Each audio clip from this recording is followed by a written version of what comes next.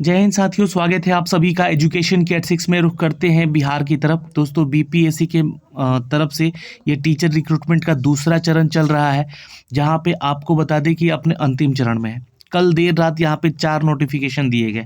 इन 4 notification से related मैं आपको ये अपडेट देने जा रहा हूँ, लेकिन वीडियो को कंप्लीट देखिएगा। अब आप लोगों का ओएमआर शीट भी डाउनलोड होने लग गया है, तो आप अपना ओएमआर शीट डाउनलोड करके अपना मार्क्स मिलाना शुरू कीजिए। बहुत सारे ऐसे स्टूडेंट हैं जिन्होंने कंप्लेन किया है कि सर मेरा मार्क्स होते हुए भी, जैसे कि वो क्वालिफाई में है ना, उन्होंने कट ऑफ वाला मार्क्स भी पूरा कर लिया है, पार कर लिया है, तो उनका सिलेक्शन क्यों नहीं हुआ? जबकि यहाँ पे क्वालिफाइंग वाला पेपर तो हटा दिया गया, लेकिन क्वालिफाइंग होते हुए भी वो, मतलब उनका मार्क्स जो है कट ऑफ को पार कर रहा है, फिर भी उनका लिस्ट में नाम नहीं है। तो देखिए, दो चीज़ें हो सकती, या तो टाई ब्रेकर में आप फंसे होंगे, ये बातें हो सकती हैं, क्योंकि कल बहुत सारे छात्रों ने मुझे मैसेज किया इन सब चीज़ों को लेकर। तो मैंने बोला उनको कि या तो आप टाई ब्रेकर में फंसे हैं, और टाई ब्रेकर में जो छात्र का यहाँ पर आपका विषय वाला जो पेपर है पार्ट 3, उनमें से वो पार किए हैं आपसे ज़्यादा नंबर लाके, तो उनका सिलेक्शन आपके जगह पे हुआ है। दूसरा ऐसा हो सकता है कि आपका मार्क्स आया है, क्वालिफाई भी है, ठीक है, लेकिन आप दूसरे टाई ब्रेकर में जाके फंस गए होंगे, मतलब डेट ऑफ बर्थ में जाके। तो डेट ऑफ बर्थ वाला सेक्शन भी दिया गया है। कोई भी रिजल्ट आप डाउनलोड कीजिएगा, जैसे कि मान लीजिए कि ये मैंने रिजल्ट डाउनलोड किया, सपोज मान लीजिए, है ना, कोई भी एक एग्जाम्पल के तौर पे मैं आपको बता रहा हूँ, यहाँ पे ध्यान से देख लीजिएगा कि आपका डेट ऑफ बर्थ का जो कट ऑफ दिया गया है उसको देखना है ना, उसको देखना है, यहाँ पे ध्यान से देखिएगा, तो उसको देखना है। और उसके साथ साथ, ठीक है, उसके साथ साथ ये देखिए, इसके साथ साथ यहाँ पे जो नीचे आइएगा कट ऑफ वाला सेक्शन पे आइए, इसके साथ साथ ये पार्ट 3 का कट ऑफ दिया गया, ठीक। तो टाई ब्रेकर यहाँ पे आप फंसे होंगे, या तो टाई ब्रेकर यहाँ पे फंसे होंगे, यानी कि डीओबी को लेकर। बहुत सारे लोग का cut off date of birth जो है वो इन बिटवीन नहीं है उस डेट के, जो कि आपके नोटिफिकेशन में एक तो डेट दिया गया है कि फॉर्म आप कौन अप्लाई कर सकते हैं किस डेट से, और इन बिटवीन ये हो गया, इससे मिलाइएगा।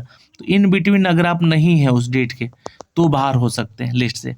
आपका मार्क्स आते हुए भी, जैसे मान लीजिए कि अनरिजर्व में आपका 87 आया, ठीक, या फिर 88 आ गया आपका, अब फिर भी आपका लिस्ट में नाम नहीं आया, तो आपके साथ कोई ना कोई छात्र का टाई ब्रेकर फंसा हुआ है।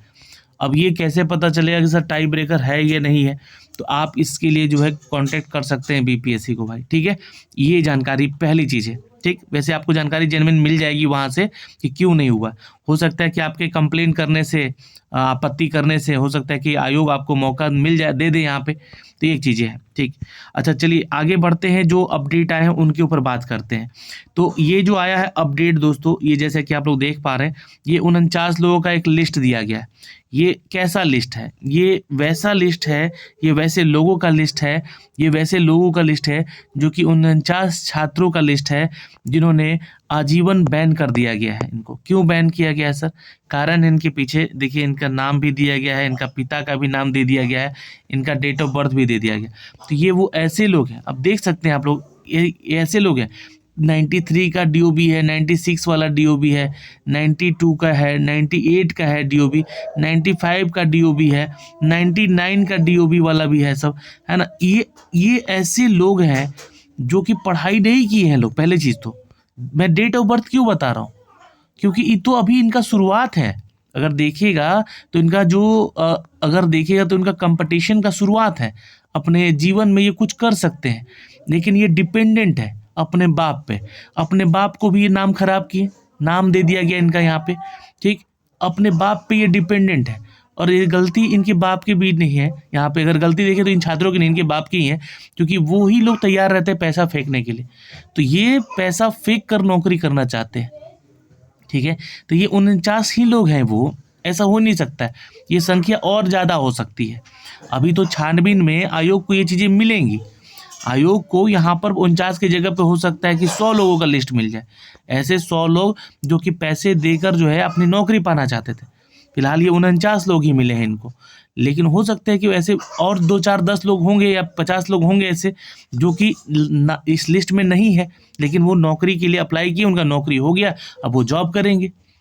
तो उन लोगों ने क्या किया, इनकी गलतियां क्या है सर, इनको क्यों बाहर किया गया? देखिए, ये वैसे लोग हैं जो कि दूसरे छात्रों का, जो जेन्युइन स्टूडेंट हैं, जो पढ़ने वाला स्टूडेंट है, उनका लाइफ चौपट किया है।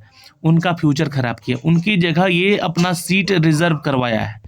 ये ऐसे लोग हैं, तो ऐसे लोगों को तो खैर बाहर कर दिया गया। हो सकता है कि और भी लोग होंगे इसमें जो कि अभी आयोग की नज़र में नहीं है, लेकिन आयोग की नज़र अभी पैनी है, इस चीज़ पे पड़ी हुई है। और आपको बता दें कि आज नहीं तो कल अगर सरकार दूसरी आती है तो वो भी चेक करवाती रहती है चीज़ों को। तो अगर उसमें वैसे लोग पकड़े गए तो उनको वहाँ से बाहर किया जाएगा। जितना दिन पैसा लिए हैं सरकार से सैलरी, वो पैसा भी भरना पड़ जाएगा।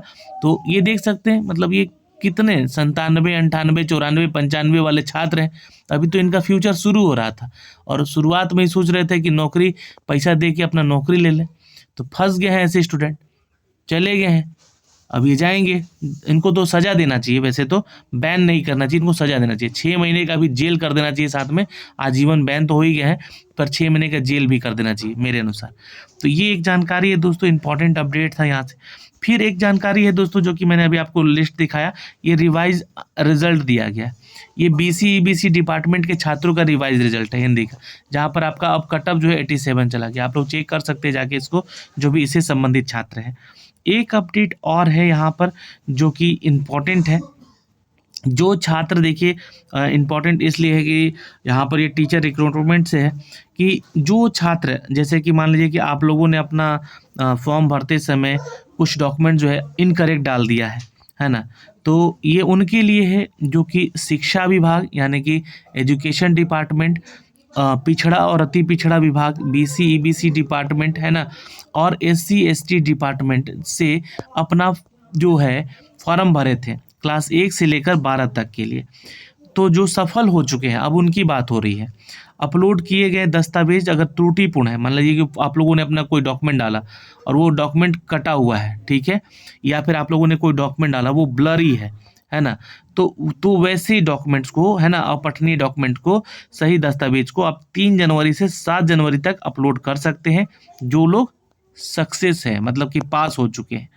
इसके लिए BPSC जो है ऑनलाइन पोर्टल अपना ओपन करेगी, पासवर्ड लॉगिन करेगी, आप लोग करेंगे जाके वहाँ पे, और जो भी गलत डॉक्यूमेंट है उसको हटा के वहाँ से, मतलब हटाना नहीं है, वहाँ पे अपलोड कर देना है ना। और ये 100 KB का होना चाहिए। लेकिन ध्यान रखिएगा, अब ये 100 KB का फाइल कैसे बनाना है। जैसे कि मान लीजिए कि आपका ये डॉक्यूमेंट है, इस पर क्या करवाना है, इसको फोटोकॉपी करवा लीजिएगा। फोटोकॉपी करा लिया, अब इस पे गजेटेड ऑफिसर का साइन, मोहर लगवा के, सिग्नेचर करवा के, और फिर इसको 100 KB में फाइल को बनवाइएगा। 100 KB का फाइल बनेगा आपका, और जो है इसके बाद अपलोड किए जाने वाले दस्तावेज का छाया प्रति पदाधिकारी के द्वारा अटेस्टेड होना चाहिए। ये ध्यान रखिएगा, ये अटेस्टेड होना चाहिए। और जो है एक परफॉर्मा दिया जाएगा, ठीक है।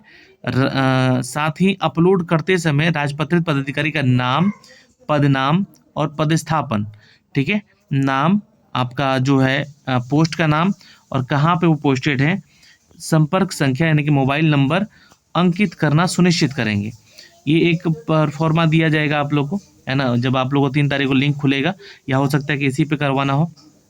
तो ये सफल अभ्यर्थियों के लिए अंतिम मौका होगा अपने डॉक्यूमेंट का अपडेट देने के लिए। उसके बाद कोई भी जानकारी आप लोग अपलोड करते रहिएगा, उसको नहीं लिया जाएगा। तो ये एक अपडेट था दोस्तों, 4 तरह के अपडेट थे जो कि यहाँ से अप टू डेट किए गए हैं। और OMR को लेकर छात्र परेशान है। देखिए आप लोग OMR अपना डाउनलोड कैसे कीजिएगा, आपको जो है अपना डैशबोर्ड पे जाना है और यहाँ से लिंक दे दिया गया है, click here to download your OMR, ठीक है। और ये वेब कॉपी आपको ऐसा दिखेगा। अब आपको करना क्या है, तो जो वेब कॉपी है ना, उस वेब कॉपी को मिलाइएगा। कितना क्वेश्चन जो है आप लोग जो है ना यहाँ पे सही किए हैं। मान लीजिए कि आपने यहाँ पे सही किया है 65 क्वेश्चन, अपने आंसर फाइनल आंसर की के साथ मिलाइएगा।